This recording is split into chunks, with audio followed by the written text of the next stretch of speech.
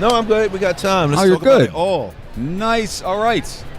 Hey, guys. Welcome back to a very, very special episode of Chuck Loda Comics, broadcasting right here from the Chicago Comic and Entertainment Expo booth, 1876. Enough about that. Joining us here in the booth, Darryl DMC McDaniels. Give it up. Yo, what's up? TMC is in the place to be. Man, we got so much we want to unpack. We got a chuck load of stuff we need to discuss. A chuck load of nerdy stuff we're about to break out for all of you guys sitting around watching. You lucky few right here at booth 1876. Ryan, I know I'm going to let you kick it off. Super fan right here. You know, you are a rap legend, but most people may not even know, even though you have your own book, that you've all been a comic book fan since you were a child. Yeah, before there would be no DMC on the microphone if it wasn't for comic books. Comic books gave me the courage to exist in this world. You know, D's for doing it all of the time. M's for the rhymes that are mine. C's for cool as can be. And I wear contacts so I can see. But I still got my glasses. Oh my and God. stuff like that. But about what happened was 3 years ago, I went for a music meeting. And the young man that I was having a meeting with, we thought we just had hip hop and music in common. So I sit down in this meeting. It's up at Atlantic Records in New York City. The young man I was meeting with was a guy named Riggs Morales. And he was Eminem's right-hand man over at Shady Records. And by the way, everybody, Eminem is one of us. That's right. This whole house is plastered. No superheroes kidding? all over the place. For real? So I sit down in this meeting, and Riggs goes, yo, I'm usually very professional. I don't fan out. And he used these words. He was like, but DMC, you was like my superhero, man. The way you sound and the way you look, your Adidas suit, your leather and all of that. And he asked me, what was it like when I was a kid? And I said, well, I went to Catholic school my whole life, elementary, high school, and college. And all I did was read, collect, and draw comic books. And when I say comic books, we ain't talking about no hip-hop. We sat there for 3 hours and we talked about comic books. Comic books is all that I did as a kid. Draw, collect, read. Draw, collect, read. Draw, collect, read.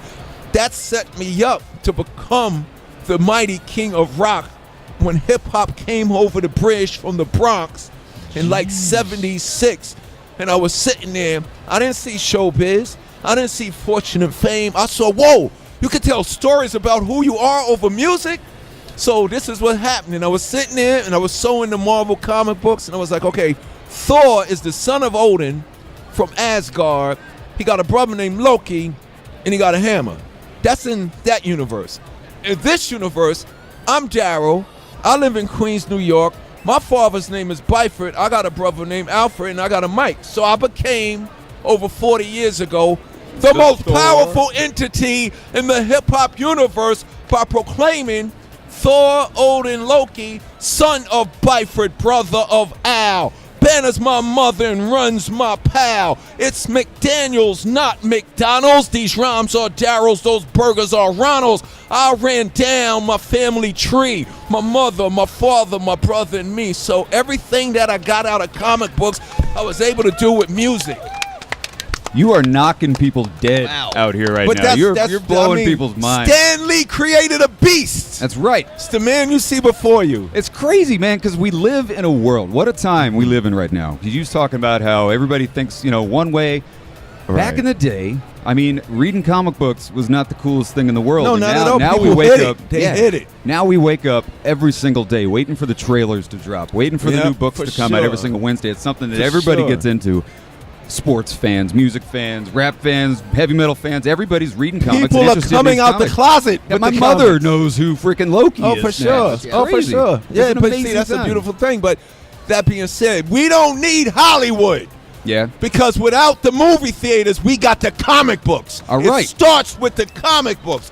The writers, the artists, the inkers, the pencilers, the great minds that create all of these great adventures and stories and stuff that we can relate to. So Hollywood better not mess us up. Because us geeks and nerds, man, we critical about our culture, right? We will burn Hollywood down if they disrespect us. Let's talk about comic books for a second, shall we? Let's talk about comic books. Let's talk about DMC. Daryl Makes Comics. Daryl, yes. So because, like you're saying, we don't have to have Hollywood. You can make your own if you got the passion. And I was naive. The first thing. Well, how this came about was we talked about comic books for 3 hours, and then Riggs looks at me and says, "Yo, you should do a comic book." And I go, "No, I'm not doing no comic book." And he says, "Why not?" Because I said, "You ain't setting me up with my fellow geeks and nerds. I don't want the fellow geeks and nerds to think, oh, just because he's a rapper with a hit record, he thinks he can do everything. I didn't want to disappoint y'all and disrespect y'all." And Rick said, nah, D, nah. First of all, your comic book love was before hip-hop. I was like, yeah. He said, that was before you ever picked up a mic. I said, yeah. And then second of all, he looked at me and he said, yo, you can do with a book what you've been doing with your music for the last 40 years. And I was like, what? Inspire, motivate, educate, and entertain. And when he told me that, I was in, because the comic book, it's a 4D experience. Yeah.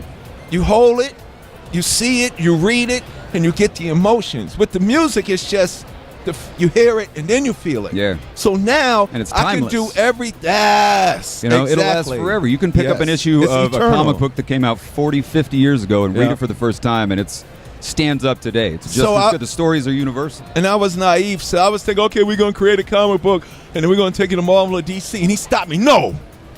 Very dramatic. I was saying, oh, we're going to create it. No.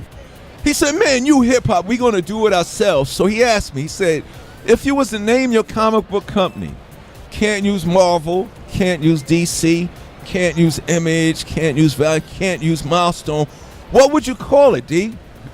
And with me, the DMC thing is just set up for everything that I can do for the rest of my life. So all you little kids, do not be ashamed of your funny name. As a kid. Do not be ashamed of your initials, because you are you and you are so special and unique. So I was sitting there.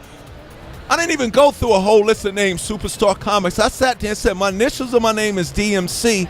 So I'm going to call my company Darryl Makes Comics, because that's what I'll be doing. And Riggs lost it. Oh, my God, that's crazy with the DMC. But it was all set up because I'm allowed to be here, y'all.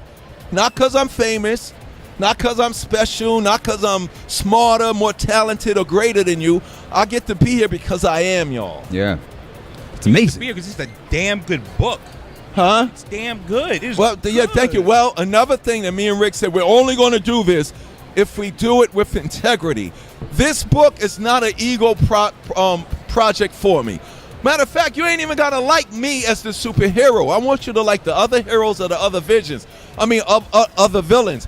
But me and Rick said, we're going to do this book right here, y'all, as a celebration and a tribute to what makes comic books great to all generations. So the 3-year-old kid could sit with the 83-year-old man and be together, talking about their love of comic books. That's the purpose of this DMC universe, to do the very same thing that we did when we did Walk This Way. Y'all remember Walk This Way, right?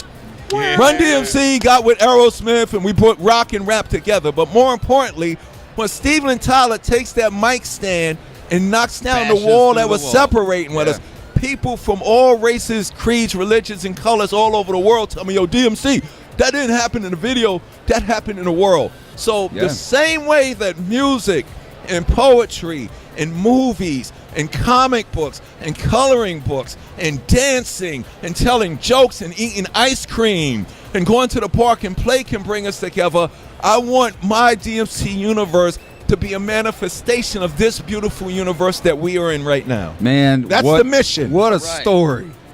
That's the you mission, killed baby. It, man. Yes, because does everybody want to pick up a copy of DMC Comics? I'm at P1, and just to prove to y'all that this is official, 1985. Some people wasn't even born yet.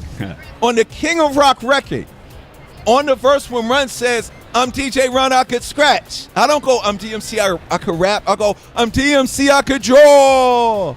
So what I was doing was, I was drawing all the time. And I had all this imagination and creativity in me, but I had no outlet for it. So when hip-hop came over the bridge, it set me up. And then a thing that I had to go along with the artistic creativity was my love for rock and roll. because I've always, when I was young, I didn't really care about soul music and afros and high heels. There was just something about the rock and roll artists that I could relate to in the same way I was relating to a lot of the early hip-hop artists. Because even though, you know, Bob Dylan was this huge, famous celebrity rock star, he still made songs about what was going on in society. Yeah. Even though John Lennon was a huge, big part of the Beatles, he made songs about the war and civil rights and women's lib.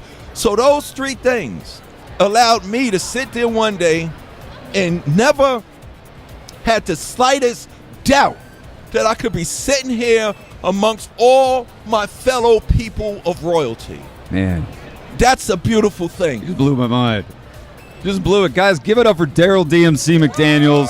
If you missed any part of this interview, you guys, you can find it on YouTube at Chuck Load of Comics. Visit us. Check out all the interviews we did this week. DMC and the place to be, and the only place for all of you to ever be is right here with a Chuck Load of Comics. Not a truckload, a Chuck Load of Comics. That just happened. Geek. All right, guys, find us on YouTube, man. We'll see you here next time. Oh, please sign. I'll sign that for you.